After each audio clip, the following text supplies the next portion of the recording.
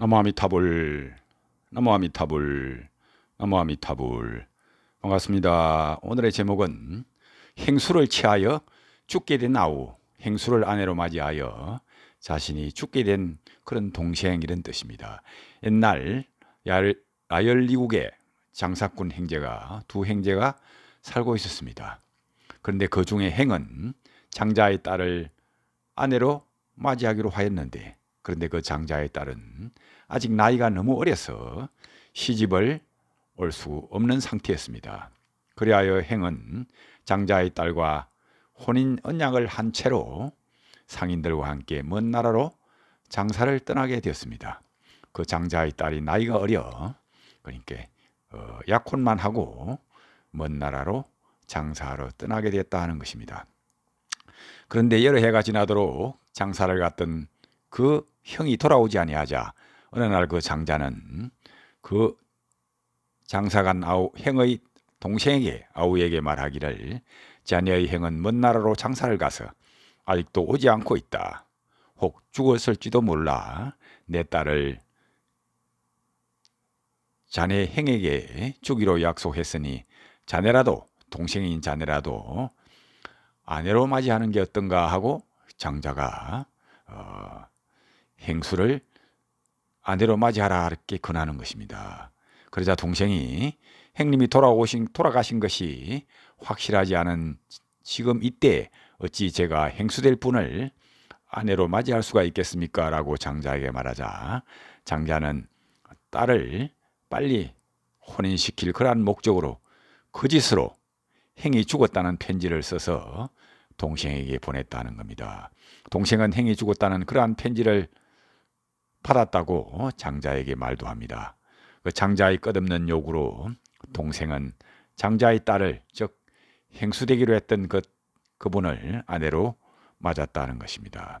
그리고 세월이 흘러 아내는 임신을 하게 되었고, 행이 나중에 장사를 갔던 행이 귀국했다는 소문을 들은 동생은 사이국으로 도망쳐서 부처님 전에 출가하였다는 겁니다. 그러자 아내는 아이를 낙태시키기도 하였습니다. 집에 도착한 행은 동생이 자기가 아내로 맞이하게 한 그 장자의 딸을 아내로 맞았다는 그러한 사실을 알고 현상금을 걸어서 동생의 머리를 잘 나오는 사람에게 현상금 500냥을 주겠다고 이야기하는 겁니다. 이윽고 동생인 우바사 비구는 출가하여 자선을 하고 있었는데 현상금 500냥을 성금으로 받은 사람에게 행이 재촉하여 말하기를 어서 빨리 독화살을 더 동생에게 쏘시오라고 재촉하자 그 바람에 그 궁수가 활을 잘못 쏘아서 그만 동생을 죽이지 못하고 행을 쏘아주겠다 하는 겁니다. 행을 쏘았다 하는 겁니다. 그러자 행은 독화살을 맞고 괴로워하다가 죽은 뒤에 곧 독사로 환생하여서 동생이 수행하고 있는 전리구 대문 옆에 또아리를 천 채 동생인 우바사가 지나가면 물어 죽이고자 하는 그런 원한을 품고 있었다는 겁니다. 그런데 이윽고 절의 문이 열리자 독사는 그만 그 대문에 치여서 죽고 말았다는 겁니다. 대문에 치여 죽은 그 독사는 또다시 죽은 후에 동생에게 원수를 갚을 그런 목적으로 독충의 몸을 받아 태어났다는 겁니다. 독충, 독을 가진 그런 해충의 몸을 받게 됐다. 그 독충은 천정을 기어다니다가 동생인 우바사가 자선을 하고 있는 머리에 떨어져서 동생의 머리에 떨어져 독침을 꽂아 동생을 죽게 하였다는 겁니다.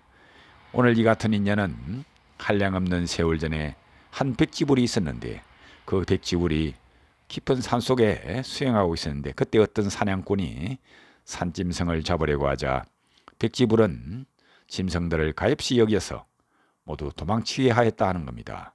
그런데 사냥꾼은 그 백지불에게 불같이 화를 내며 분을 참지 못하고 독화살을 쏘았다 하는 겁니다. 사냥꾼은 목숨을 마치자 지옥에 떨어져서 한량없는 고통을 당하고 또 지옥을 벗어난 후로도 500씩 동안이나 독살당하는 그러한 가보를 받게 되었다 하는 겁니다.